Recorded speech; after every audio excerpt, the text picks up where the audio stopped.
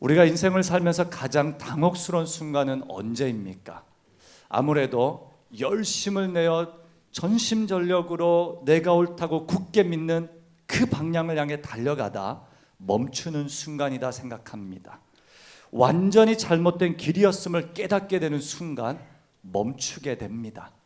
이때 우리 인생을 돌아볼 때 참 허무하다라는 생각도 할 수 있겠습니다.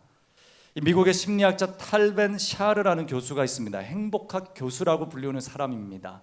이 사람이 어떻게 하면 실제로 더 행복하게 살아갈 수 있는가, 이 원리를 연구하며 하버드 대학교에서 가장 인기가 있는 강사로 뽑힌 사람입니다. 이 사람이 도착 오류라는 개념을 제시합니다. 도착 오류. 누군가가 열심을 내어 목표에 도달하는 순간 비로소 행복해질 거라 믿지만 그 순간 정상에 오르면 이게 전부인가 의문을 가지고 허무에 빠진다라고 합니다. 모든 사람들이 정상에 이르는 순간 허무에 빠진다. 도착 오류 때문이다라고 합니다. 사랑하는 성도 여러분, 많은 인생이 이 도착 오류 속에 살아갑니다. 인생의 방향, 인생의 목표, 우리가 설정한 꿈, 우리가 설정한 자녀들의 미래까지도 목표 또 우리의 도착지에 대한 오류가 생겨날 수 있습니다. 그러나 우리가 아는 대로 복음은 하나님 안에서 영원한 생명이며 영원한 진리이며 완전한 목적, 완전한 도착지입니다. 그러므로 오직 주님 안에서만 소망이 있습니다. 오늘 사도행전 9장에 등장한 사도 바울 사울입니다. 이 사람은 혈통으로나 율법으로나 모든 면에서 완벽한 사람입니다. 완벽한 사람이기에 완벽한 목표 지점을 향해 달리고 있었습니다. 어떻게 달리고 있었습니까? 안타깝게도 그의 열심은 완전히 방향이 전환이 된 거죠. 도착 오류입니다. 교회를 진멸하는 것, 예수 믿는 사람을 결박하는 것, 이것이 자신의 목표였습니다. 이를 위해 목숨을 걸고 달려간 인생입니다. 잘못된 확신으로 가득 찬 폭군의 마음으로 다메섹으로 향하고 있었습니다. 그런데 망가진 길을 걷던 사울에게 인간의 열심을 덮어버리는 하늘로부터 내려오는 강력한 빛이 임합니다. 여기에서 사울의 인생이 전환이 이루어집니다. 하나님이 사울을 직접 찾아오셨습니다. 사울이 예수님, 하나님을 찾아가기 전 하나님이 직접 찾아오신 겁니다. 인간은 하나님이 직접 찾아오실 때에만 인생의 오류에서 벗어날 수 있습니다. 주님이 직접 찾아오실 때만 우리의 모든 인생의 죄악과 어두움에서 벗어날 수 있다 말씀하고 있습니다. 사도 바울의 다메섹 사건은 인간의 어긋난 열심 가운데 찾아오신 하나님의 주권의 이야기입니다. 어긋난 미래와 방향 가운데 하나님이 주권적으로 찾아오신 겁니다. 그래서 오늘 우리의 인생 가운데 찾아오시는 하나님의 방식이 오늘 사울에게 찾아가신 하나님의 방식과 매우 유사합니다.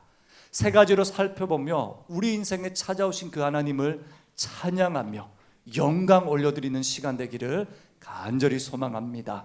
첫 번째로 하나님이 찾아오시는 방법은 전적인 은혜로 찾아오셔서 구원하시는 겁니다.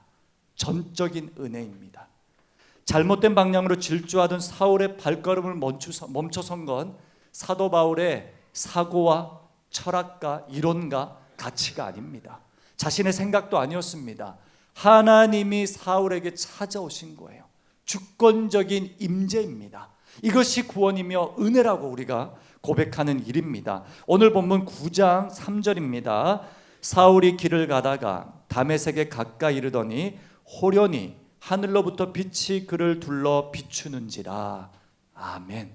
호련히 주님이 주권적으로 찾아오셨기에 사울의 인생에 다른 인생이 시작된 겁니다. 구원은 우리가 길을 잃을 때, 심지어 복음을 대적하고 있을 때조차 우리를 찾아오시는 능력입니다. 예수 믿는 사람을 죽인 사람입니다. 대적한 사람입니다. 예수님의 모든 관련된 것들을 결박한 사람입니다. 그런 인생에도 찾아오시는 분이 주님이시며 그것을 우리가 주권이라고 고백하는 겁니다. 사울은 호련히 임한 빛으로 다메섹 상에 쓰러집니다. 쓰러진 그 바닥 위에 사흘 동안 보지 못한 시력을 잃은 상태로 사흘간을 버팁니다. 이건 영적인 의미가 있습니다.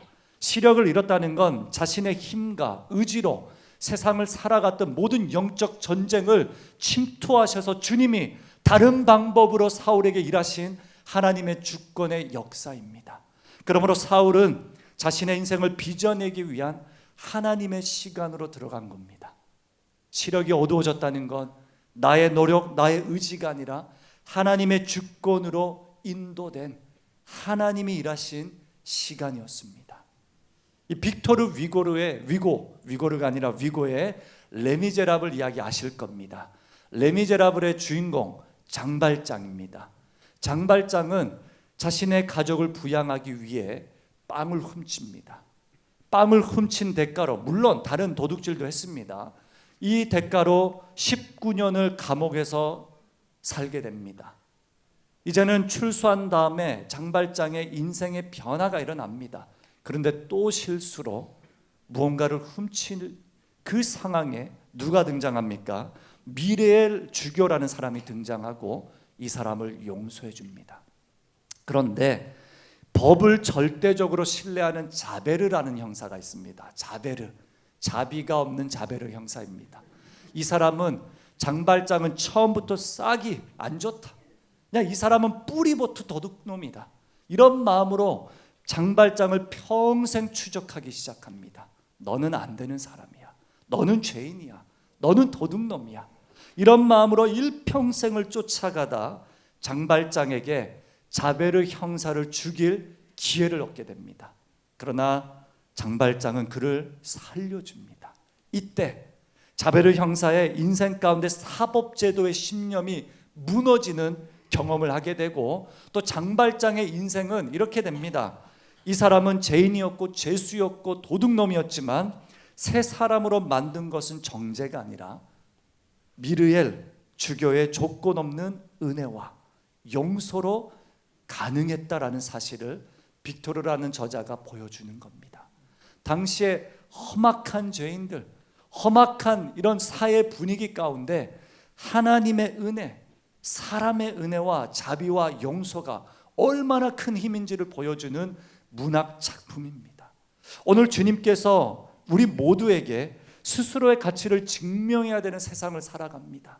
나의 의지, 나의 의, 나의 길, 나의 생명, 나의 주권, 나의 구원의 길을 찾아 헤매는 사람들에게 하나님이 주권적으로 찾아오셔서 역사하신다, 약속하시는데, 이 내용을 한 신학자가 이렇게 표현합니다.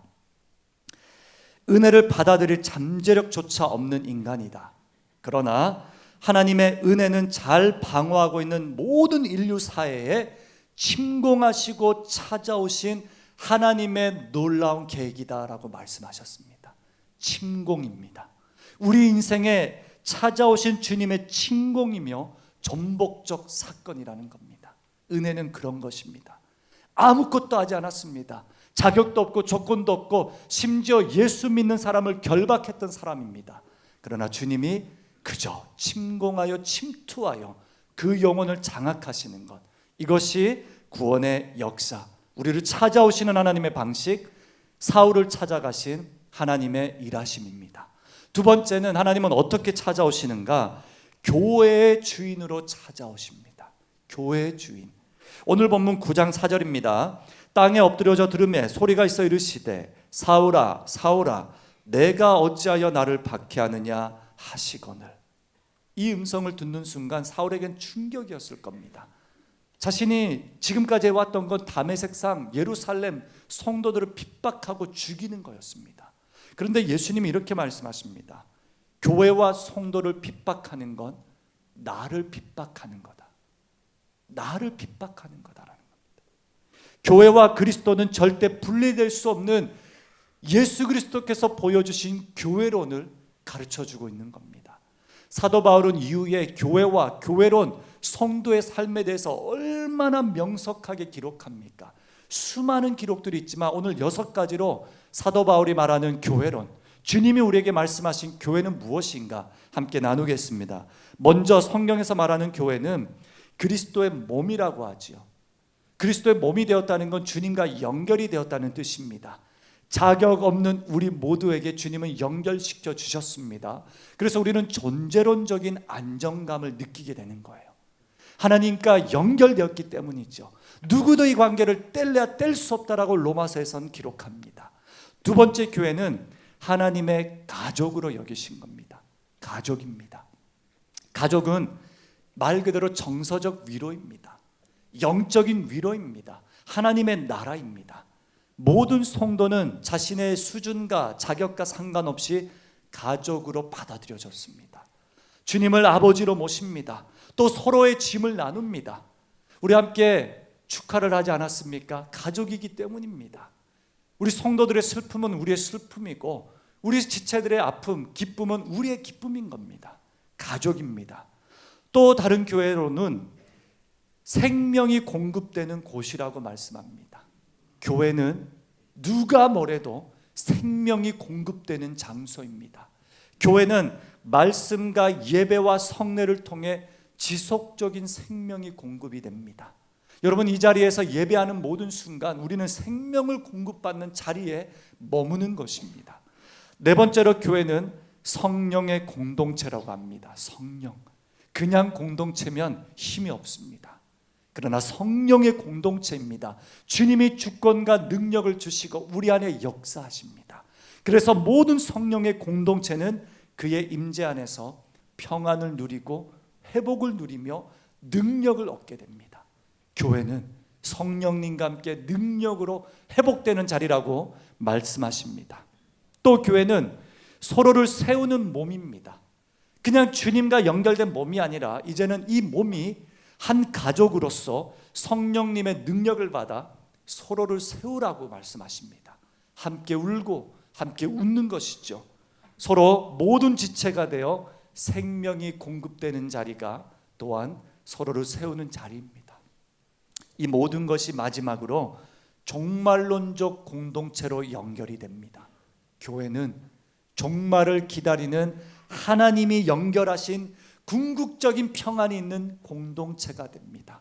폐허가 되고 전쟁의 한복판 속에서도 교회는 성령님과 함께 그 능력을 유지하며 온 가족이 연합함으로써 마지막을 기다리는 하나님 나라의 공동체라는 겁니다. 오늘 호련히 빛으로 임하신 주님께서 바울을 그냥 구원하시지 않으셨어요. 하나님의 가족 공동체로 편입시켜 주신 겁니다. 들어와라. 그래서 누구를 준비하셨습니까? 오늘 본문에 읽진 않았지만 아나니아라는 사람을 준비하셨습니다. 이 사람은 교회 지체입니다. 교회 형제였습니다. 사도 바울은 훗날에 사도행전에서 아나니아를 나의 형제, 주님의 제자, 율법에 능통한 신실한 자녀라고 표현합니다. 그런 사람을 준비시켜 주셔서 아나니아가 사울을 찾아가는데 이미 알고 있었어요. 사울에 대한 좋은 나쁜 소문 다 알고 있었습니다. 얼마나 많은 사람을 핍박했는지 다 알고 있었습니다. 그러나 아나니아는 하나님께 순종하여 사울에게 접근하고 사울을 안수하며 치유하며 함께 기도하며 사울을 일으키는데 성령 하나님이 뭐라고 하십니까? 이방의 빛으로 삼을 나의 그릇이니 축복해라. 아나니아를 통해 이 놀라운 복의 통로가 사울에게 흘러간 것입니다. 당시에 사울의 인생에 그 어두웠던 눈이 빛이 일어납니다. 그리고 새로운 영안이 열립니다. 육신의 눈도 열리고 영적인 눈도 열린 것입니다. 어떻게 가능합니까? 성령 하나님이 아나니아라는 존재를 통해 일하신 겁니다. 이처럼 교회는 하나님이 자기 백성을 버려두지 않으시고 함께 살게 하시며 끝까지 붙드시는 하나님의 약속이 있는 하나님의 터전입니다. 이곳에서 생명이 잉태하고 교회에서 주님의 역사가 나타나고 교회 지체들이 서로를 세우며 아나니아와 사울과 같은 하나님의 이런 기능들이 일어나는 겁니다. 그래서 저희는 누군가의 아나니아이며 또 누군가는 우리의 아나니아와 같은 존재입니다. 교회 안에 상처 입고 지친 지체들이 있습니다. 교회 안에 생각과 모양이 다른 모습들이 있습니다. 신앙의 배경이 다를 수도 있고요. 우리가 배우고 자란 예배와 이런 신학의 틀이 다를 수도 있습니다. 그러나 그리스도의 몸인 교회는 기적이 있고 생명이 있다는 건 교회 공동체 불완전함 속에서도 실망 가운데서도 교회는 생명을 잉태하는 하나님의 역사가 여전히 나타나고 있기 때문입니다. 교회는 홀로 신앙생활을 할 수 없다라는 걸 보여주는 것입니다. 서로를 세우고 서로에게 빛이 되어주며 서로에게 능력이 되어주시길 바랍니다. 그래야 우리는 세상에 없는 서로를 세우는 성령의 공동체를 이룰 수 있습니다. 제가 한국에 처음 와서 등록하고 싶었던 교회가 있었는데 어느 날 동아리 방에 그 교회 목사님이 오셨습니다. 그 교회 목사님이 오셔서 본인이 개척한 교회를 설명하는데 이렇게 말씀하셨어요. 세상에 없는 교회 만들고 싶은데 사람이 없습니다. 여러분들이 도와주세요. 놀러 오세요. 놀러 오세요라는 그 말이 너무 좋았습니다. 가는데 놀러 가는 길이 아니었습니다. 2시간 걸렸습니다. 당시에는 지하철역도 없었고 너무 멀었습니다. 지하철 2번 타고 마을버스 타고 기꺼이 도착한 교회의 학교 강당이었습니다. 그런데 세상에 없는 교회, 그 꿈과 비전이 우리 안에 흘러넘치니 얼마나 기쁘던지요. 여러분, 특세 있는 날에는 버스가 없잖아요. 자전거 타고 3시간 한강을 가로질러서 갔습니다. 1시에 출발해서 3시 반, 4시쯤에 도착한 겁니다. 그래도 좋았습니다. 왜요? 세상에 없는 교회였기 때문입니다. 우리 해운대 제일교회, 하나님의 마음이 흐르는 교회, 이 꿈을 꾸고 있습니다. 하나님의 영이 임하여 침투하시는 은혜가 우리 삶 가운데 나타난 그 교회 공동체는 서로를 살리는 공동체가 됩니다. 그리고 이제 마지막으로 주님은 어떻게 우리 인생에 찾아오셨습니까? 하나님은 선교의 주체자로 찾아오십니다. 선교의 주체자. 선교의 주체자다라는 이 단어는 하나님의 공간과 하나님의 사람들을 하나님의 방식으로 다루신다라는 뜻입니다.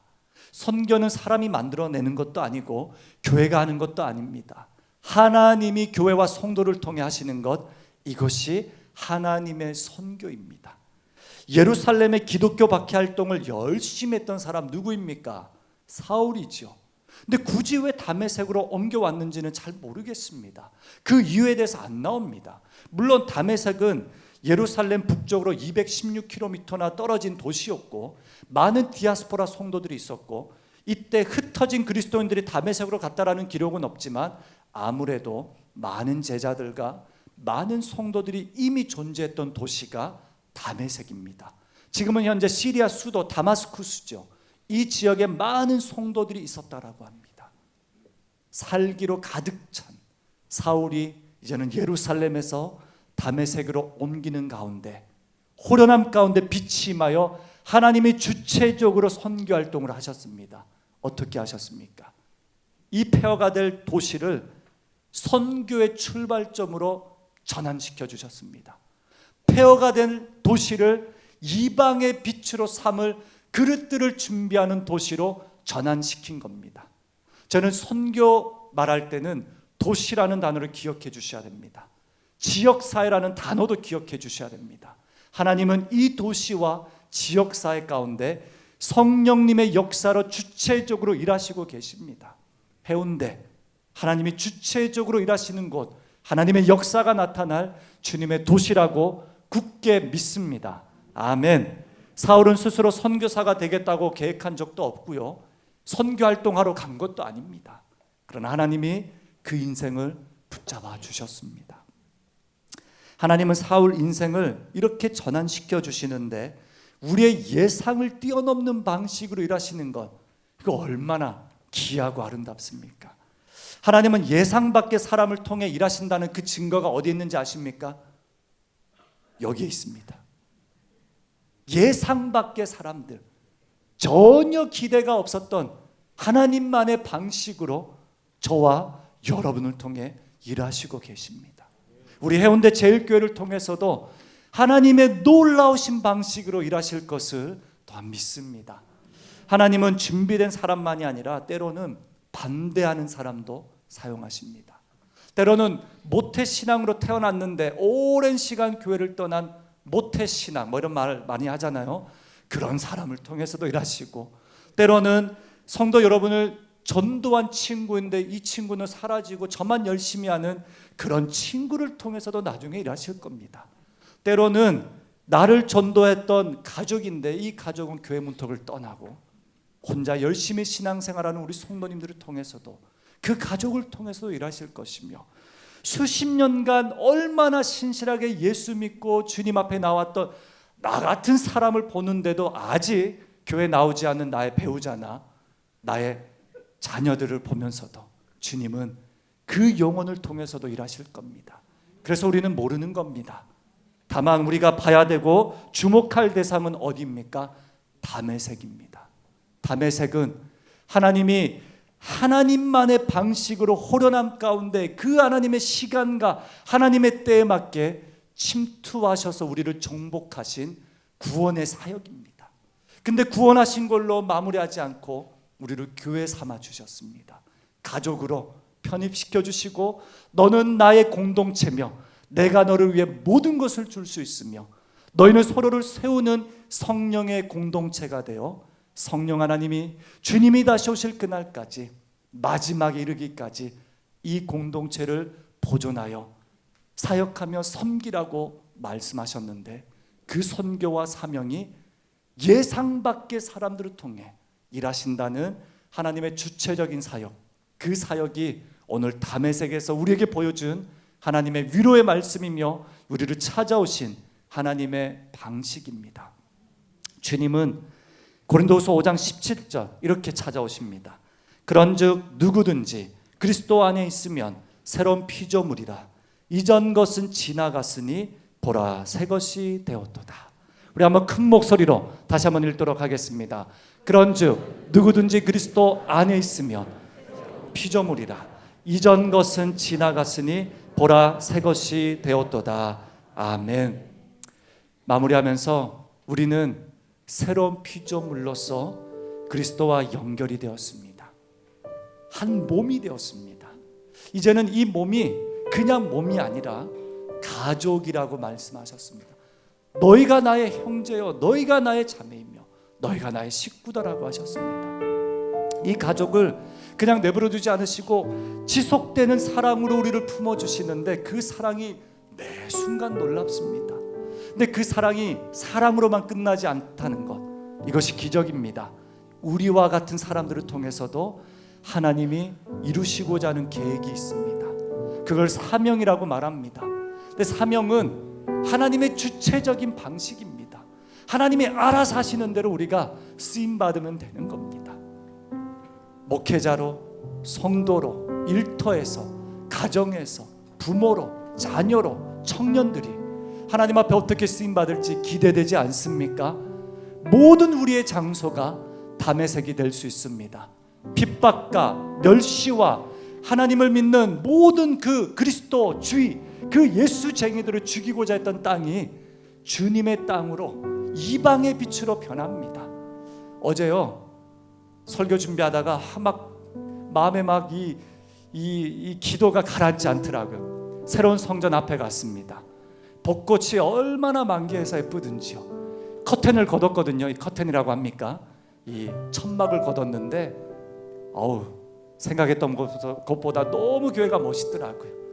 저 교회 안에 성도님들로 가득 찬 그 공간에서 하나님이 행하실 모든 일들을 상상해 보니 얼마나 기쁘던지요. 우리 그런 일 함께 상상하며 이방의 빛으로 삼아 주시기 이전에, 일과 사역 이전에 우리의 인생에 침투하신 하나님의 구원으로 감사하며 감격하며 고백하는 우리 사랑하는 성도님 되시길 주님의 이름으로 축복합니다. 이 마음을 담은 찬양입니다.